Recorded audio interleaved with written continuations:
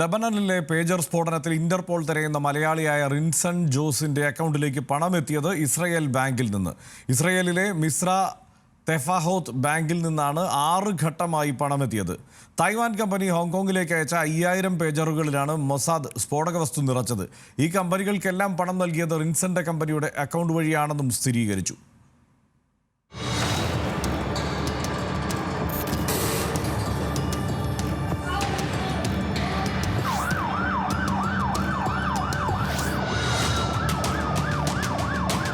അഞ്ച് രാജ്യങ്ങൾ നടത്തുന്ന അന്വേഷണത്തിൽ പേജറുകളെക്കുറിച്ചുള്ള എല്ലാ ദുരൂഹതകളും നീങ്ങുകയാണ്. പേജറുകൾ വാങ്ങാനുള്ള പണം എത്തിയത് വയനാട് സ്വദേശിയായ റിൻസൺ ജോസിന്റെ ബൾഗേറിയയിലെ കമ്പനിയായ നോർട്ട ഗ്ലോബലിലേക്കാണ്. ഇസ്രായേലിലെ മിസ്ര തൊഫാഹുദ് ബാങ്കിൽ നിന്ന് 14 കോടി രൂപയ്ക്ക് തുല്യമായ 18 ദശലക്ഷം നോർവീജിയൻ ക്രോണാണ് ആദ്യമെത്തിയത്. ഈ തുക ഹംഗറിയിലെ മൊസാദ് പ്രതിനിധി ക്രിസ്റ്റീന ബാഴ്സണിയുടെ അക്കൗണ്ടിലേക്ക് കൈമാറി. ക്രിസ്റ്റീനയാണ് ഈ തുക തായ്വാനിലെ ഗോൾഡ് അപ്പോളോ കമ്പനിക്ക് നൽകിയത്. ഇതിന് പിന്നാലെ 2023 മാർച്ച് മുതൽ 2024 ജൂൺ വരെ റിൻസണിന്റെ അക്കൗണ്ടിൽ പണം എത്തിയതായി ഹംഗറിയും റിൻസന് പൗരത്വമുള്ള നോർവേയും സ്ഥിരീകരിച്ചു.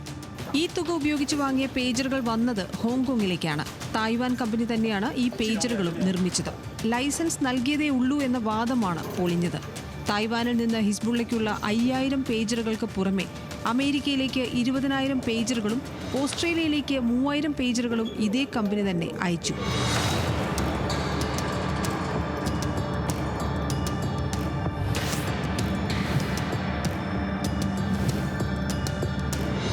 ഹോങ്കോങ്ങിൽ വെച്ച് ഇസ്രായേലിന്റെ മൊസാദ് പ്രതിനിധികൾ സ്ഫോടക വസ്തു നിറച്ചു. ബാറ്ററി ഊരി അതിലാണ് 3 ഗ്രാം മാത്രമുള്ള ബോംബ് സ്ഥാപിച്ചത്. ഇത് ഹോങ്കോങ്ങിൽ നിന്ന് ലെബനനിലേക്ക് പോയി. ഈ ഇടപാടുകൾക്കെല്ലാം പണം നൽകിയത് റിൻസന്റെ അക്കൗണ്ട് വഴിയാണ്. സ്ഫോടനത്തിന്റെ തലേന്ന് അപ്രത്യക്ഷനായി റിൻസൺ അമേരിക്കയിൽ എത്തിയില്ല. അമേരിക്കയിലേക്ക് പോകുന്നു എന്നായിരുന്നു ജോലി ചെയ്യുന്ന കമ്പനിയെ അറിയിച്ചത്.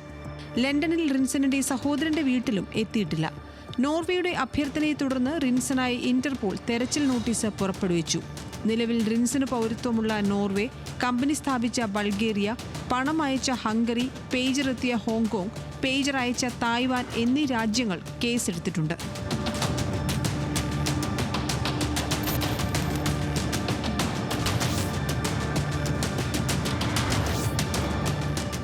International desk, news Malayalam.